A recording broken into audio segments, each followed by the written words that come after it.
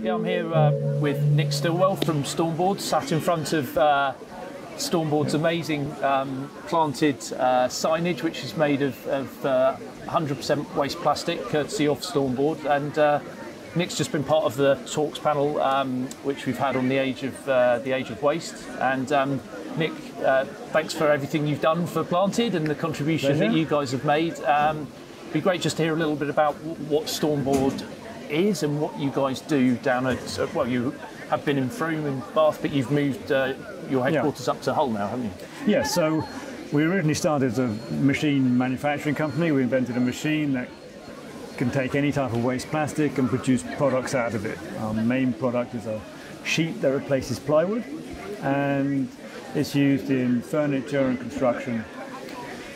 We then started to get more and more waste coming through the door, which meant we had to move to a waste site to get permits and that sort of thing. So we've moved it to Hull, where we have a JV with the My Group, and we now have a recycling hub there. So we can pretty much deal with any type of plastic, any type of contaminants, and we remanufacture things into products.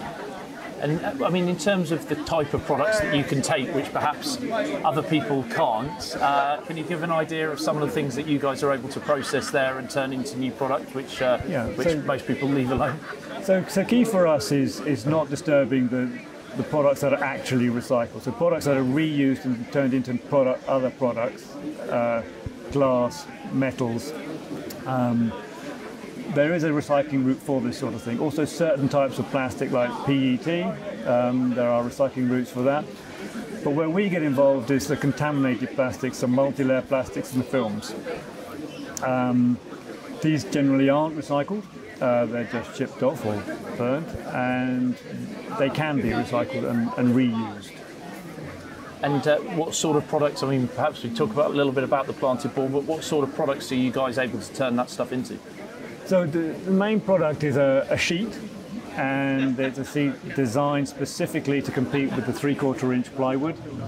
And we import 1.5 million cubic meters of plywood into the UK. We have no production of it, and we would like to replace some of that with product made out of our own waste. So if we can solve a problem and replace these imports, which are chopped down rainforest essentially, then we're doing a good thing.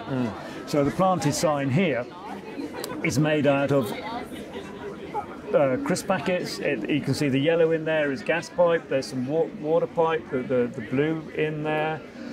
These are, the white is plastic bags. There's a reject plastic bag. And what else have we got in there? Oh, we've got, that's the cutting boards from a handbag company. Nice. It's sad that I know what's in there. You really know your rubbish, don't you? And Nick, I mean, something we were talking about on the talks panel was this idea of sort of corporate perfection. Yeah. I personally love, I don't know if the camera, if you're able to see really up close there onto that kind of mottled effect, which I really love. And we were talking on the panel about maybe there's a consumer responsibility here as well to embrace imperfection. I mean, is that something you'd share? And I thought So if you wanted to make these plastics perfect in the new world, you would have to do a lot of processing. Whereas we keep the processing simple, we keep the price down.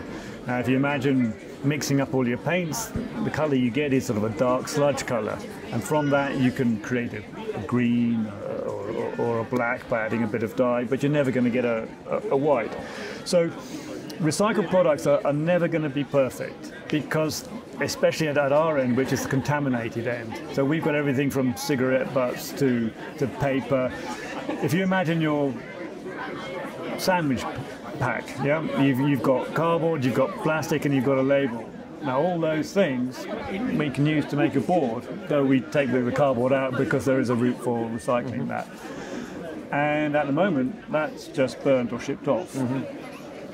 So you sometimes can't separate the label from the plastic, and therefore we have to put both in, and therefore that's never going to be a perfect plastic after that. In terms of the kind of usability, if that's such a thing, but where this can be deployed and where clearly the events industry has been massively wasteful down the years. You and I have talked a lot over the last few months, and indeed a little bit more than a year, about issues around things like HS2.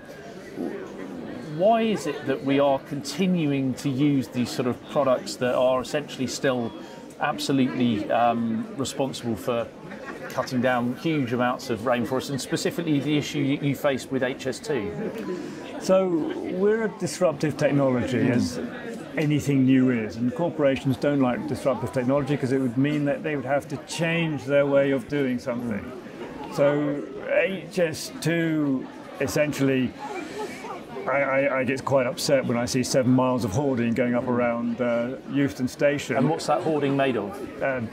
The hoarding is made from trees, so essentially they've cut down a forest in the Far East, transported it halfway around the world.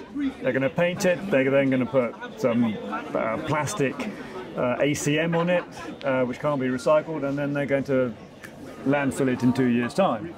Whereas we said to HS2, why don't we use all the rubbish in these bins and all the rubbish we've got lying around in the country, make a hoarding that lasts, because plastic is going to be there in 20 years' time. If we put one of our boards up, it's the same on day 1000 as it is on the day one. It's not wood, it doesn't rot, it doesn't fall apart, it's not porridge after 2 years.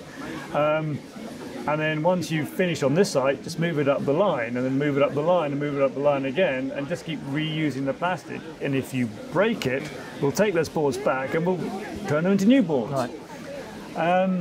And we haven't managed to get a single board into HS2. Wow. And it's simply because they have a system whereby they buy this product here, and this product here, put it together, chuck it away. Right. And with the excuse that, we can go and buy carbon credits. Yeah. Now we're. So I'm guessing you're not a fan of carbon credits, Nick. And I mean, maybe for people who don't know what carbon credits are, what are they and why don't you fancy them?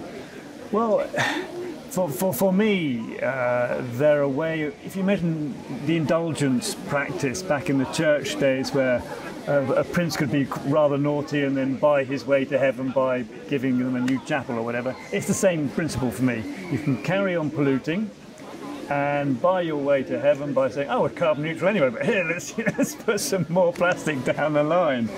And instead of taking responsibility for where does that plastic end up, it's as soon as it's gone and it's out of sight. And so we've tried to create a circular economy where if a company is prepared to take the product back in a different sense, I mean, it could be a piece of furniture, it could be a construction, or it could be a bin or whatever, then you create a circular loop and a real circular economy. Yeah.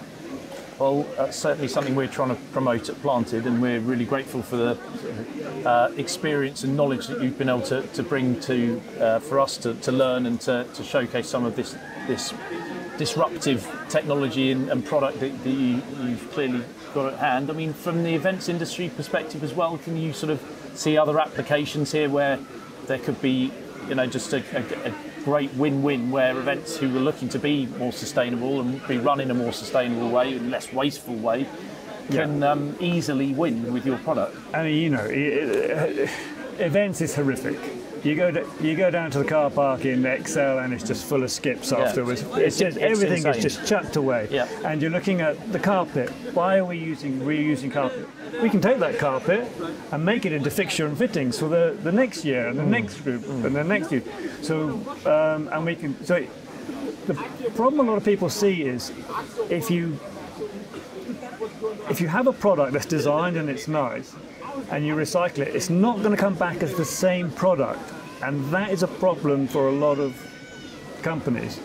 So if I could take that carpet from the events industry and bring it back as the wall fittings or as the structure for the stands, we could reuse a lot more product, but it won't come back as the same product, because that's just about impossible, because it's once it's used.